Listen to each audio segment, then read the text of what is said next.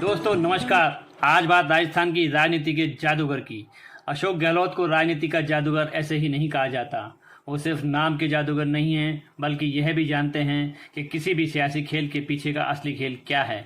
यह वही नेता है जिसने एक अधने से सिपाही की मदद से एक मुख्यमंत्री का तख्ता पलट कर दिया था। यह वही नेता है जिसने मुफलिसी में अपनी बाइक बेचकर चुनाव लड़ा था। आज वह राजनीति के खेल का महारथी है। वह भाजपा नेताओं की तरह धारा प्रवाह वक्ता भले ही ना हो, लेकिन राजनीति की बिसात पर शह मात के खेल में प्यादे से लेकर वजीर तक सबकी चालें बखूबी समझता है।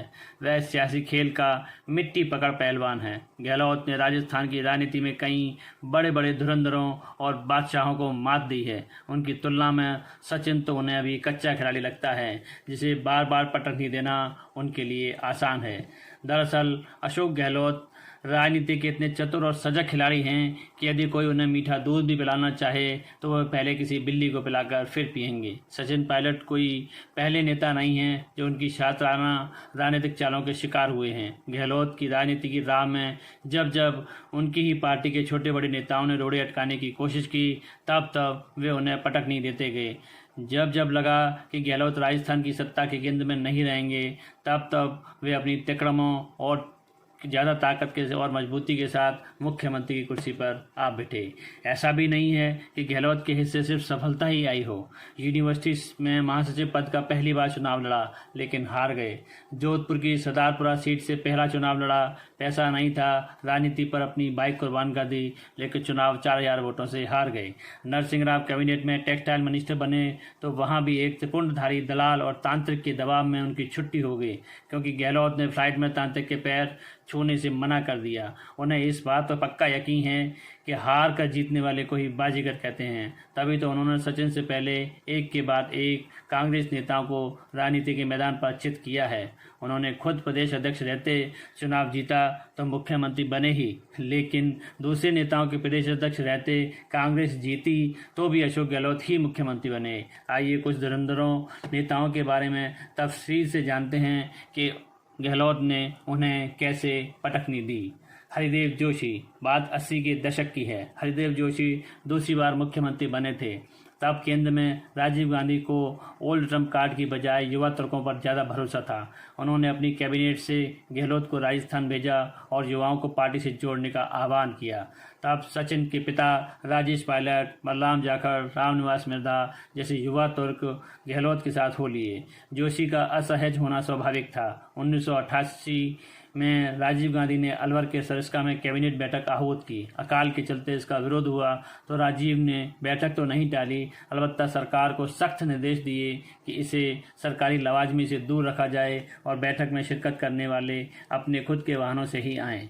राजीव खुद अपनी एसयूवी से सरिस्का के नज़दीक पहुँचे तो वहाँ एक मोड़ पर सिपाही ने उन्हें दाएँ मुड़ने का इशारा किया। राजीव दाएँ मुड़कर रोड पर आगे चले तो कुछ ही दूरी पर सरकारी गाड़ियों का लश्कर देख सारी बात समझ गए। उनसे छिपाकर सरकारी गाड़ियों का इस्तेमाल हुआ। उन्होंने तब हरदेव जोशी को खूब डांटा। कुछ समय में ही मुख्यमंत्री पद भी छिन गया। राजनीतिक गलियारों में तब खूब चर्चा रही कि सिपाही को दाएं मुड़ने का निर्देश गहलोत साहब ने दिया था। अब बात करते हैं दूसरे जाट नेता परसराम मदेरणा की। 90 के दशक में राज्य में कांग्रेस की हालत पतली थी। 90 और 93 के विधानसभा चुनाव में कांग्रेस हार चुकी थी। दोनों चुनाव में कांग्रेस प्रदेश अध्यक्ष परसराम मदेरणा ही थे। केंद्र में सोनिया गांधी अपना वर्चस्व बना रही थी। उन्होंने 1995 में गहलोत को प्रदेश अध्यक्ष बनाकर भेजा। गहलोत ने कांग्रेस में जान फूंकने के लिए 160 रैलियाँ की। 98 के चुनाव में जाटों के कांग्रेस का साथ आ जाने से पार्टी भारी बहुमत से चुनाव जीत गई। मुख्यमंत्री के पहले दावेदार जाट नेता परसराम मदेरणा और दूसरे सोनिया के करीबी नटवर सिंह थे। 30 नवंबर 98 को प्रदेश प्रभारी माधवराव सिंधिया, गुलाम नबी आज़ाद, बलराम जाखड़ और मौसना किदवई जयपुर आए, जहां एक होटल में सभी विधायकों को एक एक कर बुलाया गया और मुख्यमंत्री बनाने के बारे में पूछा गया। इस बीच बलराम जाखड़ तो परसराम मदेरणा के पास चले गए। बाकी नेता विधायकों की राय जानने के बाद एक ही बात दोहराते, आपकी बात तो ठीक है, लेकिन मैडम की इच्छा है कि गहलोत मुख्यमंत्री बने। उधर झारखंड ने परशुराम मदेरणा को मना लिया। मदेरणा ने विधानसभा अध्यक्ष के बदले मुख्यमंत्री की कुर्सी का दावा छोड़ दिया और बाइक बेचकर राजनीति में आने वाले मुख्यमंत्री के रूप में ताजपोशी हो गई। बाद में मदेरणा भंवरी देवी केस में फंसने के बाद जेल चले गए। अब बात करते हैं सीपी जोशी की। बात 2007 की है। इससे पहले ही भाजपा में वसुंधरा राजे के रूप में नई सितारे का उदय हो चुका था। कांग्रेस में तब सीपी जोशी प्रदेश अध्यक्ष थे। वर्ष 2008 के चुनाव से पहले उन्होंने कांग्रेस को सत्ता में लाने के लिए जी तोड़ मेहनत की, प्रदेश में भाजपा और राज्य के खिलाफ माहौल बनाया और परिणाम पार्टी के पक्ष में आए। 2008 में कांग्रेस जीती तो मुख्यमंत्री पद की दावेदारी सीपी जोशी की थी, लेकिन प्रदेश में कांग्रेस के लिए मशक्कत करते रहे जोशी खुद अपनी सीट ही नहीं बचा पाए और एक वोट से चुनाव हार गए। तब राजनीतिक हलकों में यह चर्चा भी खूब सरगर्म रही कि भविष्य को पहले से ही ताड़ लेने वाले गहलोत ने भी जोशी को हराने में भूमिका निभाई। नतीजा यह रहा कि अशोक गहलोत राज्य में दूसरी बार मुख्यमंत्री बने और सीपी जोशी केंद्र की राजनीति में चले गए और यूपीए सरकार में मंत्री बन गए।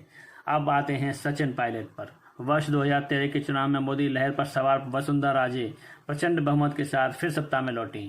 कांग्रेस की हालत बेहद खस्ता। केंद्र में राहुल गांधी की फेवरेट रहे सचिन पायलट को 2014 में कांग्रेस प्रदेश अध्यक्ष बनाकर राजस्थान लाया गया। उन्होंने 4 साल कड़ी मेहनत कर गांव ढाड़ी में रैलियां बैठकें कर कांग्रेस को फिर से लड़ने के लिए तैयार किया। 2018 के चुनाव में टिकट वितरण की बारी आई तो उनके सामने गहलोत थे। किस नेता को कहां से लड़ाएं, इस पर खूब द्वंद्व हुआ। राजनीति में माहिर गहलोत न सिर्फ अपने लोगों को ज़्यादा टिकट दिलाने में कामयाब हुए, बल्कि उन्होंने कई सीटों पर अपने उम्मीदवारों को निर्दलीय के रूप में चुनाव लड़ाया और जिताया भी। कांग्रेस का जहाज बहुमत से कुछ पहले ही ठिठक गया। बहुमत के लिए निर्दलीय विधायकों की जरूरत थी और वो गहलोत के पास थे। उन्होंने अपनी ताकत का एहसास कराया। ऐसे में वे राहुल गांधी पर दबाव की राजनीति करने में कामयाब रहे और तीसरी बार राज्य के मुख्यमंत्री का सेहरा उनके सिर सजा।